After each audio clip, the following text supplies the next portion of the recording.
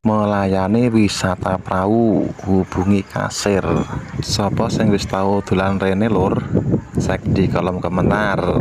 Oke lur, iki pas awan-awan panas cetar lur, jadi iki suasana panas, golek singgon hawane adem.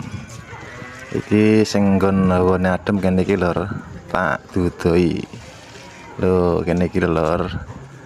Masuk kene iki, mlebu kene iki ning jero iki lur kene iki oke makanan. Iki gone soto Walidi. Ini base camp Pak Walidi.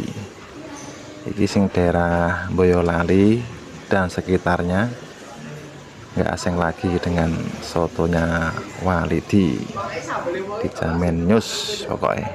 Iki base camp ada 2 lantai lur. Iki kebetulan pengen maam neng kene iki karo sang istri ya. Oh sotonya lur wis ready, siap untuk disantap, mantap pokoknya. Lho nak mangan soto neng kene iki karo nonton banyu lur, kayak ndelok banyu karo ndelok wong mancing golek iwak, wis jamin sadu pokoknya. Lho ini lesan neng kene iki karo nonton banyu kae. Iki tepatnya neng Waduk Cengklek lur. Waduk Cengklek masuke Boyolali, Jawa Tengah. Tuh lihat lur kae sadu banget kae. Ya anak-anak yo bahagia. Sing urung tau rene ndang merapat lur. Oke.